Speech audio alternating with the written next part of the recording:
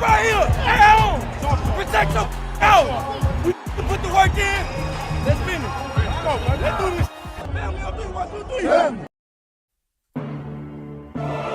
You see, we dream chase, because that's all we was given to start with. Then we realized the dream was obtainable. Now look at us.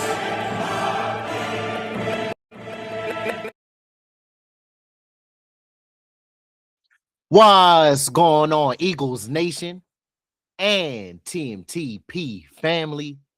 Welcome back to another episode here on the Main Thing Podcast Presents. It's your bull, Mr. Owns. And after further review,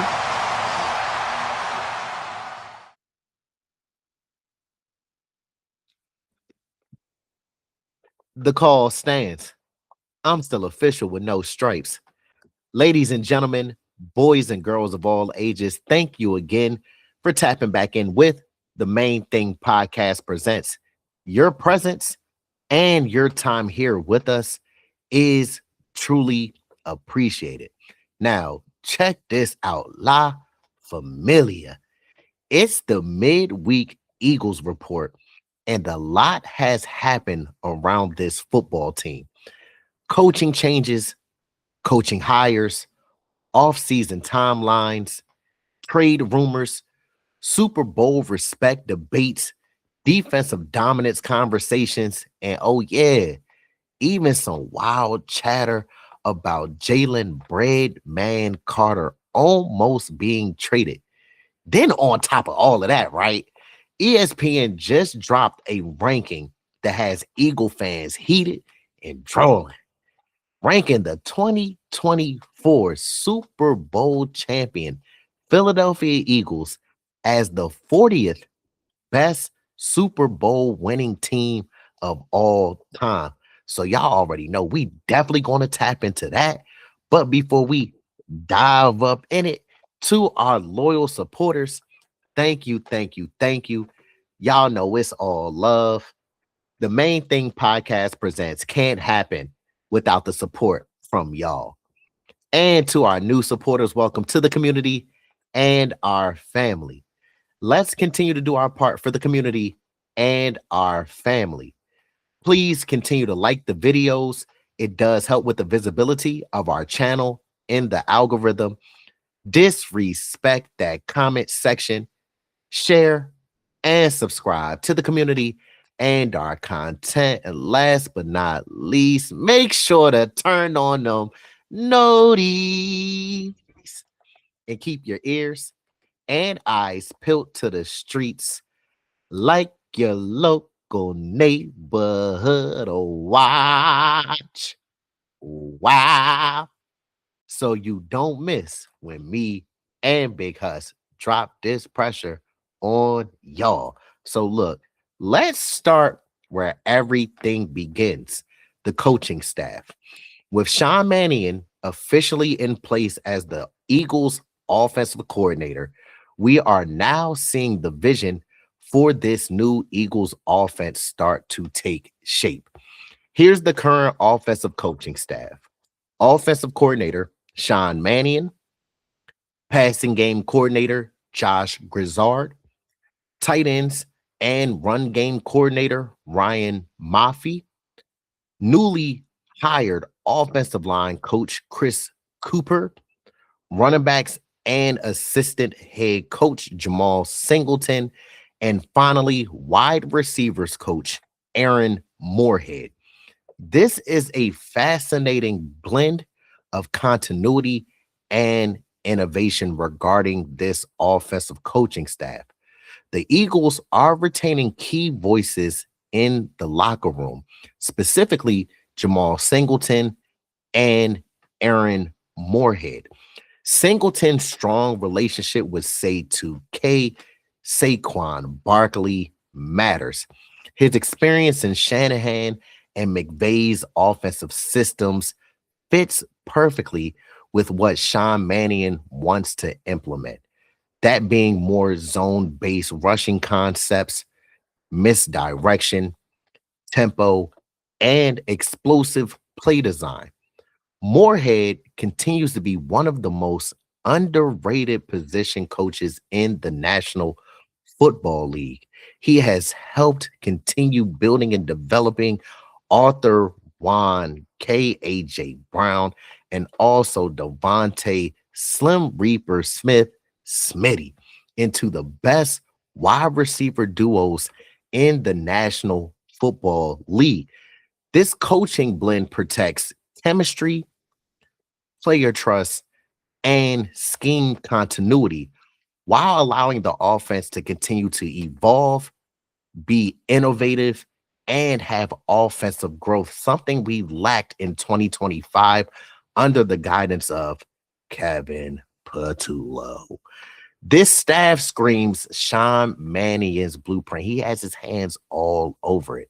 So we can expect to see more motion, more play action, more layered route concepts, more easy completions, and more explosive run pass conflict plays. This offense is going to be built to maximize our Super Bowl winning MVP franchise QB1 strengths, reduce unnecessary hits, simplify reads, and finally stress defenses horizontally and vertically. That is modern championship offense right there, ladies and gentlemen, boys and girls of all ages. One of the biggest shifts in the specific run game system that is now being incorporated and installed with Ryan Maffey and Chris Cupper, the Eagles are shifting into more wide zone, outside zone, split zone, duo concepts, and heavy pre-snap motion. This is going to create for our offense in the run game more clear rushing lanes, linebacker hesitancy on defense, and defensive misalignment. Now, with all that, we add into the pot, sprinkle in, say, 2K, Saquon Barkley, QB1, Tank Bigsby, and a mobile offensive line. This run game simply can dominate games physically and schematically. This isn't just smash mouth football, something that we have been used to in the past. This is more about precision violence. Some quick off-season timelines that every fan needs to track and know. Now, the NFL Combine is in late February. Free agency legal tampering begins in early March.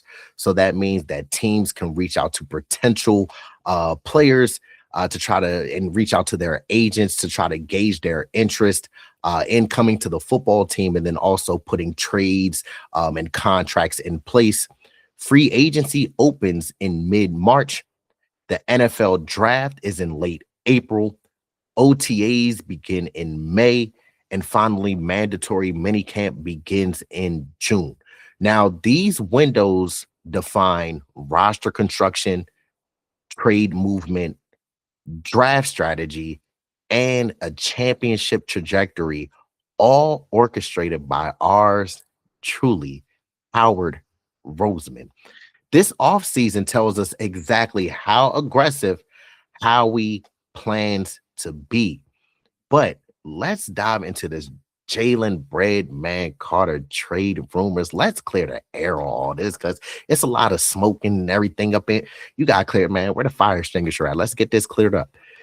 Jalen Carter trade rumors equals media noise. There is no football logic, no roster logic, or no scheme logic behind trading one of the most dominant interior defenders in all of football, ladies and gentlemen, boys and girls of all ages, unless someone offers multiple first-round picks, premium young talent, and massive draft capital. This rumor is non-existent in reality.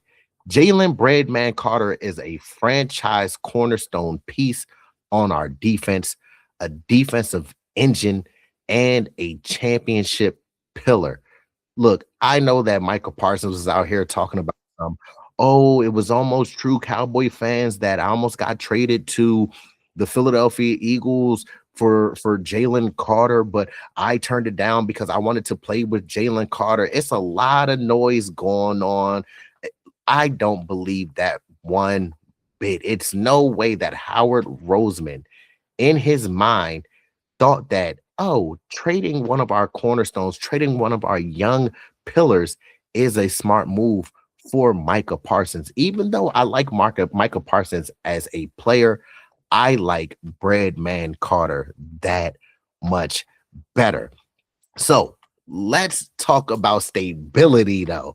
And let's end that discussion on Breadman Carter. Like I said, that was this chatter, it's smoke. None of that is happening over here in Philadelphia. But again, let's talk about stability. Arthur Juan K is staying in Philadelphia. No drama, no rumors, no uncertainty. This man right here is wide receiver one here in Philadelphia, an emotional leader, a tone setter, and a culture builder. Arthur Juan K embodies Philly football. And on that same podcast on Radio Row that Michael Parsons had during the Super Bowl weekend, that's when Arthur Juan K was speaking to Michael Parsons and basically said, look, when he first got to Philly, we all welcomed him with open arms and we back him and support Arthur Juan K. Me personally, I don't want Arthur Juan K to go anywhere. I don't think it's a disconnect between him and the franchise. I don't think it's a disconnect between him and QB1 and also the rest of the teammates. I just feel that Arthur Juan K was frustrated by the lack of experience of Kevin Patullo, and he voiced his frustration throughout the season, and nobody really wanted to listen to him. And that's where his frustration stems from. We as fans were getting frustrated as well with the play calling, the predictable play calls that Kevin Patullo implemented on a week in and week out basis. So, as I said, Arthur Juan K ain't going anywhere. All the other fan bases and all the other teams and players can hope and wish that the Philadelphia Eagles trade Arthur Juan K, but I can bet my last dollar that he is staying put right here in Philadelphia. So, obviously, we all know that we weren't at the Super Bowl this year, and I'm still kind of shook up and torn on it because that Super Bowl, congrats to the Seattle Seahawks, but we know in reality, if we had any competency on offense, Kevin Patullo, we would have defended our Super Bowl and went back to back against the New England Patriots. But at Super Bowl 60, QB1 was honored as a Super Bowl legend, something that your favorite quarterback, something that your team isn't too familiar with at all. Now, think about that journey for QB1. He was already doubted in the draft, had early criticism here in Philadelphia, had leadership concerns, had questions on if he really can fill the shoes of being a franchise QB, then became a Super Bowl champion, now is a league legend and respected league and worldwide. That is elite progression. Do not let these people who don't have any athletic bone in their body give you takes and give you false information saying that QB1 is not a franchise quarterback. He's not a top 10 quarterback. Some people even saying Sam Darnold, i.e. Colin Coward, is better than QB1. It's the ones that don't or never played football that always have the most talk, or the people who did play football but didn't have the same accolades as QB1 that always wants to talk. But then when he gets around the correct and right people, aka the legends, they respect him because winners know winners. Dogs know dogs. So again, this outside noise and chatter, block it out because they want us to go crazy in Philadelphia. They want some clicks, they want some views, and we need to stop giving them clicks and views because they don't deserve any of our views. Okay, ladies and gentlemen, boys and girls of all ages. Now, La Familia. This is where things get real. ESPN recently ranked the 2024 Philadelphia Eagles as the 40th best Super Bowl winning team of all time out of 60 teams. 40th. 40th. Drake. Hold on, y'all. Let me channel my soldier boy real quick. You're talking about a team that held another team that was two-time Super Bowl champions going for a three-peat to under the midfield mark till the third quarter. The nigga that got bodied by Pusha T? Then also held that same team scoreless until the fourth quarter. The nigga that hiding his kid from the world, but his world wouldn't hide from the kid. Also, we're talking about this team that held that other team and made that other team's fan base, aka the Swifties, all frustrated and in an uproar and clutching their pearls. Hey.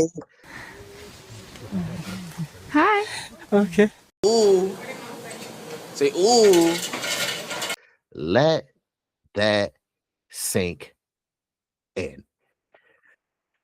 Whew. For a team that finished 18-3, won 16 of their final 17 games, had one of the greatest defensive playoff runs ever, beat Patty Mahomes 40-22 in the Super Bowl, albeit that 22 was fraud. They were garbage points. We already know garbage time points make it make sense because the math ain't mathing right now. Now, here's the key details, all right? They primarily use DVOA to make this ranking. What is DVOA that you asked, Mr. Owens? Glad you asked. DVOA stands for Defense Adjusted Value Over Average. It's an advanced football analytics metric designed to measure efficiency compared to league average, accounting for situation, opponent, and game context. So, what does ESPN's ranking say about Philly? Despite ranking them 40th, ESPN's own data admitted Eagles had the league's best defensive DVOA from week 6 onward, ranked as one of the top 10 defenses ever since 1978. Men lie, women lie, numbers don't. So let me ask, how does one of the best defenses in the NFL history rank 40th all time?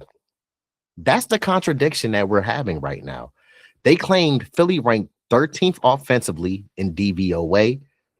QB1 missed time late with an injury, and early season struggles impacted the metrics.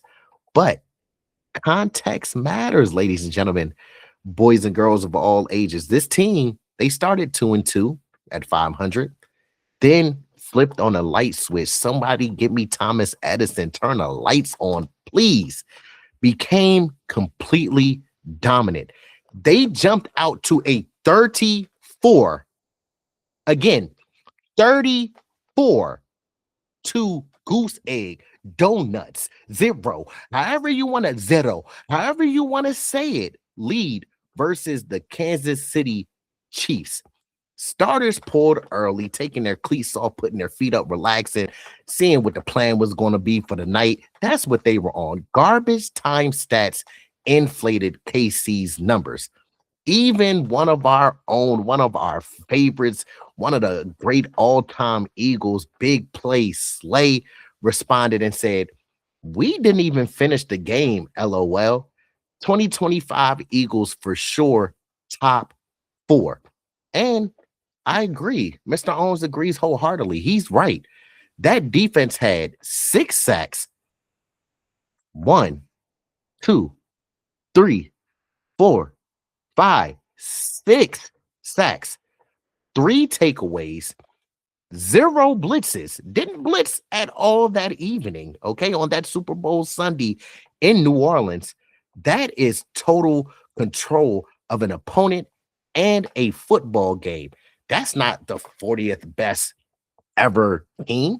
That's historical dominance. We got to stop letting these people who've never played sports, these people who just punch numbers and do all of that stuff, really dictate and say who's the best and who's not the best. Y'all wouldn't have any clue because you are not familiar with how football truly operates and works. Now we got to get on to Seattle Super Bowl 60 defense. They were incredible. It's no debate. But let's compare. M.I.C. Montgomery Burns, voice from The Simpsons. Excellent. All right, so first half points allowed. The Eagles allowed 0 points versus the Kansas City Chiefs. The Seahawks allowed 0 points versus the New England Patriots. Third down percentage. The Eagles allowed 27.3% versus the Kansas City Chiefs, while the Seahawks allowed 40%. Okay. I'm not a big math whiz. I know some math, but that's around 13%. Right? That's a little difference, right? The defense had 6. The Eagles had 6 sacks on the Kansas City Chiefs. The Seahawks had 6 sacks on the New England Patriots. The Eagles had 3 takeaways versus the Kansas City Chiefs. The Seahawks had 3 takeaways versus the New England Patriots. The Eagles had a blitz rate of 0%, as opposed to the Seahawks having a blitz rate of 13.2%. So all in all, Philly generated the same pressure, had the same amount of sacks, and the same amount of turnovers, all while not blitzing one time on Super Bowl Sunday. That is defensive mastery in a nutshell. Vic Fangio turned Patty Mahomes into a pocket prisoner. I'm locked up, won't let me out. And whole time, you know, when QB1 said, oh, they finally let me out the straitjacket. Well, we had Patty Mahomes in that straitjacket. QB1 handed it over to Patty Mahomes and had him in a straitjacket. Had a panic quarterback over there with the Kansas City Chiefs and a frustrated superstar. And that Chiefs team had 5 Super Bowl appearances, 3 championships, and a dynasty level roster. Yet Philly dominated them wire to wire. That performance will stand the test of time. Then to add more numbers and information, the Eagles had 95 points between the NFC Championship game and the Super Bowl. No other team has done that in NFL history. So y'all know where I'm at. If you got an issue, if you got some key facts that you need to get off of your chest, you come holler at us because I stand by it. That 2024 team, I don't know if they were the best team of all time, but there is an argument that they can be top 5 and at worst top 10. Go argue with your mama, go argue with somebody safe, because look, you're going to lose that battle arguing with Mr. Owens and the Main Thing Podcast Presents family and Eagles Nation all over. Now we got to turn the page to a person who I am very fond of. He is very, very frustrated out west, and he is possibly looking for a new team. And I am talking about Max Crosby. If the Raiders actually consider moving him, Philly, Howie, look, hear me, I'm paging you. We should be the first in line. Imagine a defensive line with Max Crosby, Nolan Smith, Jalen Hunt, Breadman Carter, Jordan Davis, Moro Ojomo, possibly Jalen Phillips if he is re-signed in free agency. And then on top of that, if BG, the old head, the OG vet, comes back in the fold, this front will break offensive lines mentally. We're going to pack them up, put them in a box, ship them off. First delivery. We want priority service, okay? But look, family, this Eagles team is coaching and upgrading. The scheme is evolving. The culture is building, and the hunger for a championship grows even more. And somehow, some way, we're still disrespected, which is perfect in Philadelphia, because we know here in the city of brotherly love, we thrive off of doubt, disrespect, and that underdog mentality. But look, drop y'all thoughts, all right, down in that comment section right below. Is ranking the Eagles 40th disrespectful?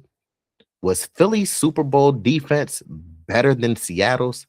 And finally, should one Howard Roseman go and get Max Crosby? Let me know. I want to hear all of y'all thoughts. I want to see y'all point of views.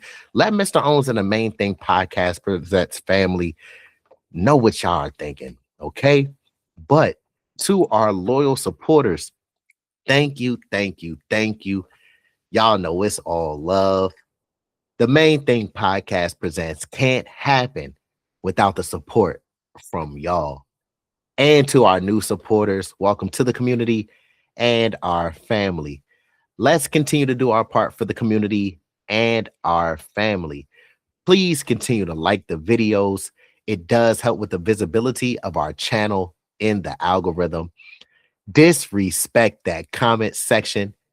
Share and subscribe to the community and our content. And last but not least, look, make sure to turn on that notification bell, also known as that Liberty Bell looking thingy, so you don't miss when Swoop comes out with the Eagles news and updates.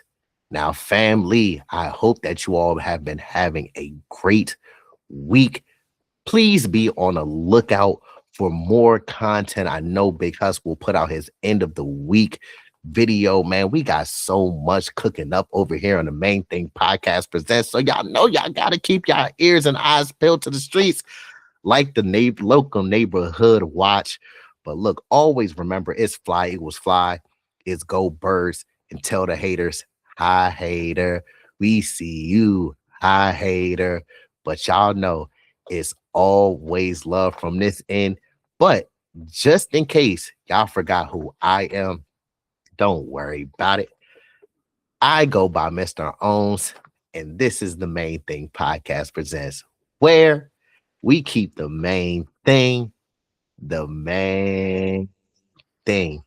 Y'all already know it's always love. Until next time.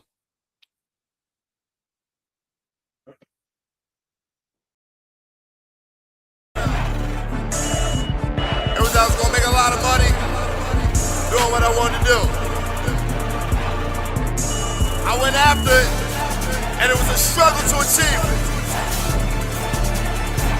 But you know what? I caught that bitch. Dream chasing.